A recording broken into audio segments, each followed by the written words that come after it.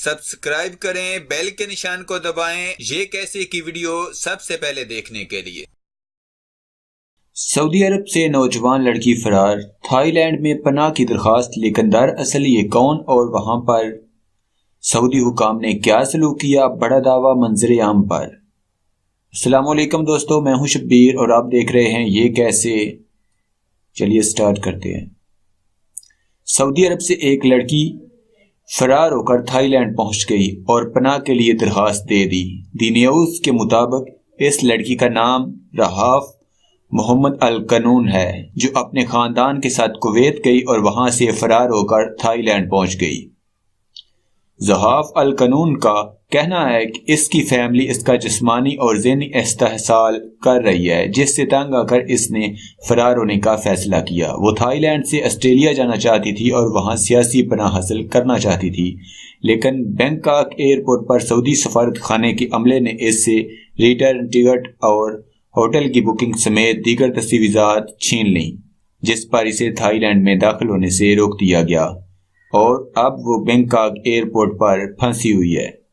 18 سالہ رہاف القنون نے سماجی رابطے کی ویب سائٹ ٹویٹر کے ذریعے عالمی برادری سے مدد کی اپیل کی ہے۔ اس کا کہنا ہے کہ تھائی لینڈ کی حکومت اسے ڈی پورٹ کر کے واپس کویت بھیج دے گی۔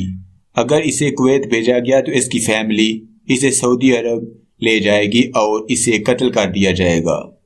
لڑکی اس وقت بینکاک ایئرپورٹ کے ایک ہوٹل میں موجود ہے، جہاں اس نے خود کو کمرے میں بند کر رکھا ہے۔ اس نے اندر سے فرنیچر لگا کر کمرے کا دروازہ لاک کر رکھا ہے۔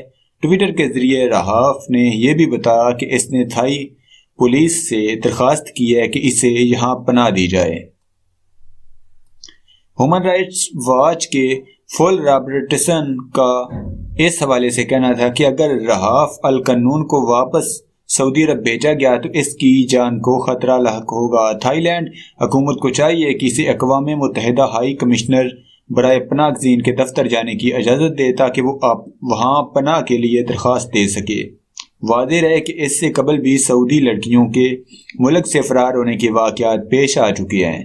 اپریل 2017 میں دینا علی لسلوم نامی لڑکی سعودی عرب سے فرار ہو کر فلپائن پہنچ گئی تھی، تاہم اسے واپس سعودی عرب ڈی پورٹ کر دیا گیا تھا۔